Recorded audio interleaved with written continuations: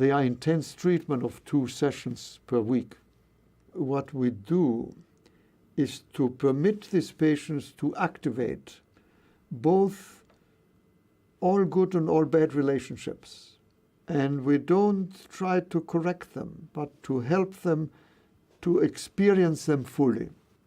Typically, with these split relationships, these patients tend to alternate the roles.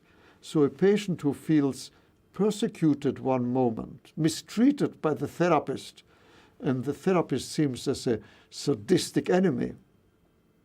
10 minutes later, the patient starts treating the therapist in a sadistic, controlling way, and the therapist experiences himself as he were abused child by the patient.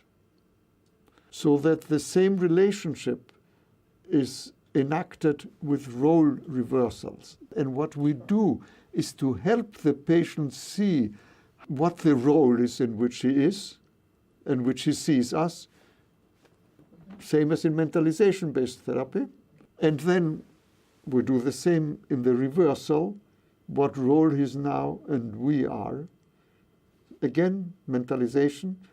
So we do this until the patient tolerates an awareness that he's victim and persecutor at the same time, because they have the experience of having been both in short sequence again and again.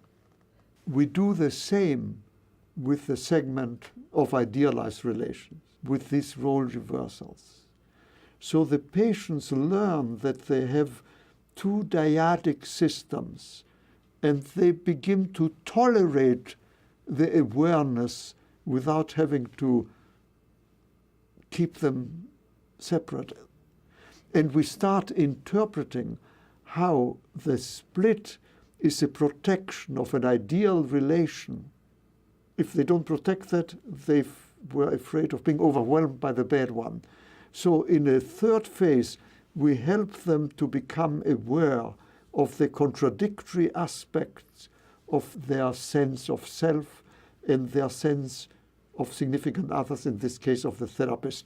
So we now help the patient come to terms with the opposites within himself that goes beyond ordinary mentalization. This adds a dimension of integrating incompatible emotional experiences.